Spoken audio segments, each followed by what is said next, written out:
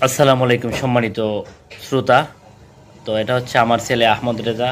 সে পবিত্র কুরআন থেকে একটি সূরা তেলাওয়াত করেছে। যদি ভুল ত্রুটি হয় তার জন্য দোয়া করবেন এবং ক্ষমা সুন্দর দৃষ্টি দেখবেন, এবং তার জন্য দোয়া করবেন যে সে যেন একজন ভালো হাফেজ হতে পারে। আসসালামু আলাইকুম ওয়া রাহমাতুল্লাহি ওয়া বারাকাতুহু। আমার নাম আহমদ রাজা। আমি পবিত্র কোরআন থেকে এক সূরা বলবো। সূরার নাম কদর। আউযু বিল্লাহি মিনাশ শাইতানির রাজিম। বিসমিল্লাহির রহমানির রহিম।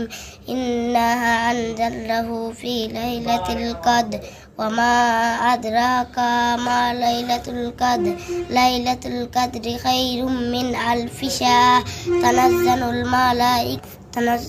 মালাইকাতু ওয়ার রূহু ফিহা বিইজনি রাব্বিহিম মিন কুল্লি সালামুন হিয়া হাত্তা মাত্তাইল ফাজর। সাদাকাল্লাহুল আযীম। ধন্যবাদ সবাইকে, আমার জন্য দোয়া করবেন।